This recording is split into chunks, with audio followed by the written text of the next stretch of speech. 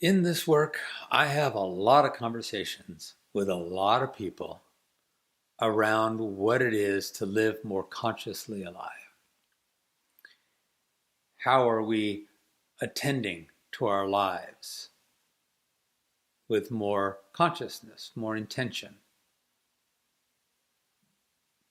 And in these conversations, we typically, at some point, will come around to the conversation of meditation. In fact, pretty early on in the early discussions I'm having with people, one of the central questions I go to is, do you have a meditation practice? And I'm asking because I know the power that a meditation practice can have in being a pivotal instrument of one's awakening, of living in true peace. And what I'm finding over and over and over and over again is a very common story or a very common relationship to meditation that causes for most people a kind of on and off relationship with the meditation, or the meditation, yeah, I've got to practice and it's valuable, it's healthy, it's nice, but it's not powerful. It's not actually playing a very central role in their journey of awakening true self, in coming to absolute stabilized peace. So the commonality I'm finding is one, the first commonality is that most people have kind of an okay relationship with their meditation. It's supplemental. It's not playing a central role. It's playing a supplemental role. And it is helpful and it's beneficial to help quiet the mind from time to time, to bring a semblance of peace into their lives from time to time. And I ask into each conversation, why are you meditating? What is the purpose of your meditation? And what are you doing in your meditation? And that second question especially can sound really counterintuitive for most people. It's like, what do you mean, what am I doing? Isn't a meditation about not doing anything? Meditation can be that initially. But then what I'm inviting is we can actually bring some very focused intentional questions and inquiries into our meditation that can really help us to find what we're really seeking. See, we think we're seeking a quiet mind. That's what most people say in their meditation. I meditate to quiet the mind, because the mind's often out of control. It's just running its stories, it's running its programming, it's running its conditioning. And I recognize the value of not being constantly at the effect of that. So I meditate to quiet the mind. Bravo, fantastic. That's hugely valuable. But then my question is, once a somewhat quiet mind is achieved, however that happens, by going to the breath, by dropping into the heart, maybe by reciting a mantra, whatever the modality is, to quiet the mind a little bit. My question is, okay, then when the mind is quiet, then what? What are you doing with that? What's the opportunity at that moment? And that's where, for most, the answer is, I don't know. I thought the destination was the quiet mind.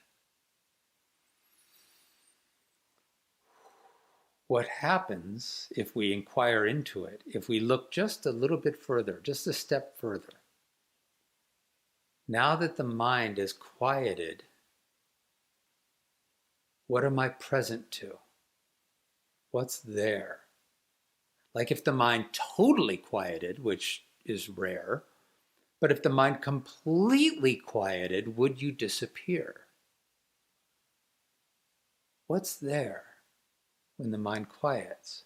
So let's go to the feeling. For many, it's a feeling of peace.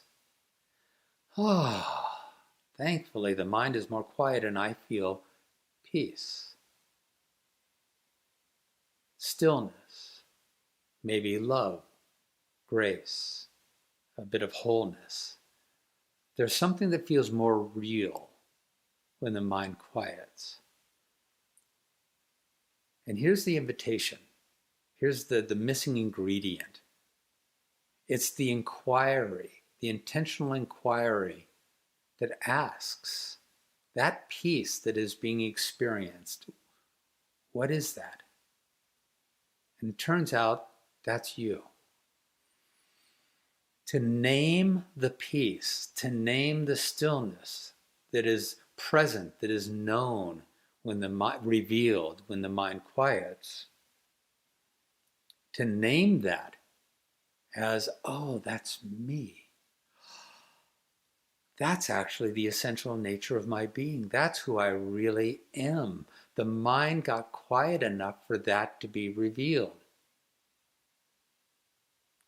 That's the opportunity here. That's the power of a meditation of self-inquiry.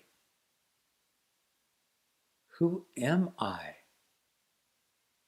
I am the peace, the peaceful, graceful beingness that is revealed, that is known, when the noisy mind that is typically veiling that self, clouding the knowing of that self, when that calms down enough to be quiet, there I am. And to name it is powerful. Oh, there I am. That's me. That's me. That's the actual, real, true, authentic me. I am not the mind that is either active or quiet. I'm not the quiet mind. I am the self that is revealed when the mind gets quiet. I am not the quiet mind. I am the self that is revealed, that is known when the mind gets quiet. And that self is always there, always present. There I am. That's the true nature of me. That's how a meditation practice can go from being just an opportunity to feel some stillness and feel some quiet for a little while and turn it into an instrument of self-knowing, of awakening. This is the awakening. We encounter for just a moment perhaps, maybe just for a tiny moment, a brief moment, a sense of peace, stillness, quiet. The quiet mind reveals the quiet self, the true self, the peace, the compassion, the love. And when we awaken that in a moment in a meditation, it's like a spark. And that spark is not going to last. It's going to need attention. So another meditation, another remembering of true self. Another meditation that brings the quiet, and then through the quiet, encountering a peace, a wholeness, a beingness, and then naming that, oh, that's me. And every time we rename it, it's another remembering. It's another remembering. It's another remembering. We are awakening the true self. We're gaining trust in that true self. We're gaining familiarity with that true self and naming it as self. That's the true self. That's me. That's me. That's me. And if we keep doing that, it's like breathing on a spark and it becomes an ember. And an ember is more enduring than a spark, but it still needs attention. So another meditation, an intentional meditation, a very alive meditation of coming to that peace and then saying, ah, there I am.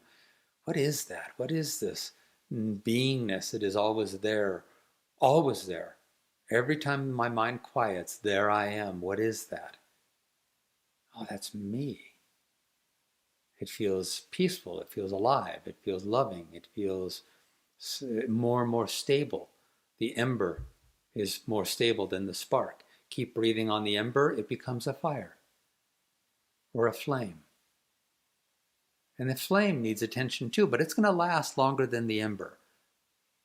Keep bringing attention, awareness, presence, consciousness to the flame, and it'll turn into a fire, and then into a bonfire.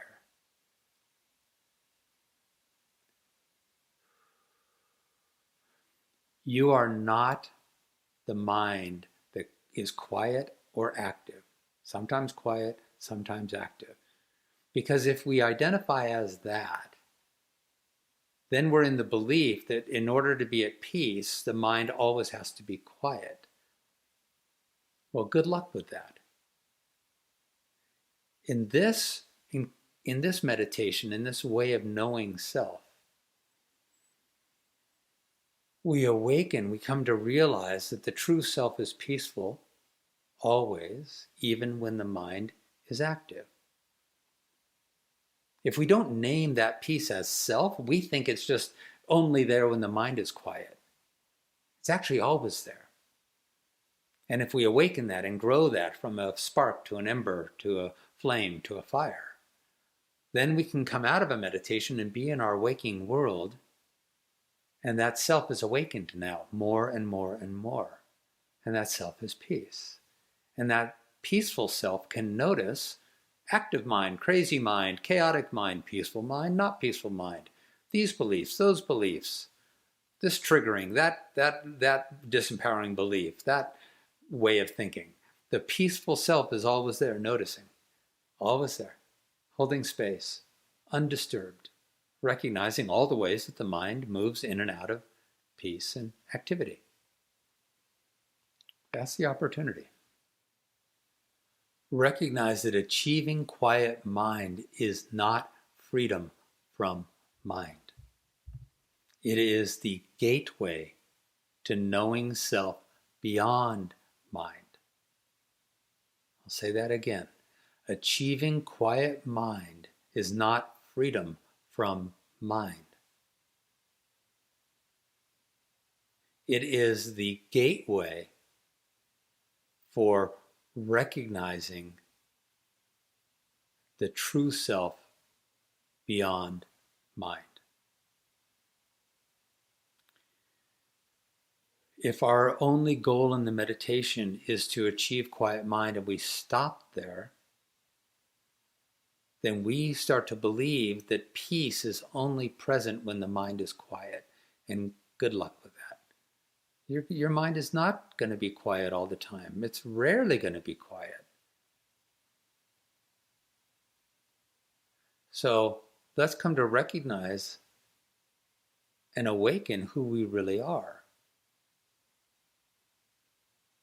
So that self, that peace, can be awakened, embodied, stabilized, and present. And to hold space for all the activity of mind. So we can play in this life fully, completely, and not be so hooked by all the mind stories. So the invitation is to take your meditation further. To bring your meditation back into playing a central and pivotal role in awakening you, because that's the only way to truly find stabilized peace, is to awaken the beingness of peace that you already are, the authentic, essential nature of your being, to awaken that. How do we do that? First, we quiet the mind. Ram Dass would say, quiet the mind and open the heart. So quiet the mind, drop out of the mind, drop into a feeling of peace, and then know that peace as you. And remember, oh, wow, that's me, that's me, oh, that's me. Then, as you're going through your daily life, when you get triggered, when you get hooked, when you start spiraling into your story and you start to recognize, wait a minute, this is all just active mind. Who am I really? You'll be able to answer the question from a direct experience. Wait a minute, hold on, I'm not the craziness of mind. Who am I really? Oh, I am that peaceful grace that I encounter in my meditation when the mind quiets. But now that peaceful beingness can stay present when the mind starts coming out of quiet and back into activity. You have awakened who you really are. And that is present. That is alive. That is available. But if we don't name it, and if we don't understand that's who we really are, and then we think we are the mind. Sometimes quiet, sometimes active, crazy, I'm out of control, oh, now I'm at peace, and now I'm not, now I am, and now I'm not. No, you are the essential, unwavering, imperishable grace of love and peace. Awaken that. Discover it within your meditation when the mind quiets. You are not the mind that quiets. You are the self that is revealed, that is known, that is accessible when the mind quiets. All right, my friends, I hope this is helpful. Enjoy your practice. Blessings.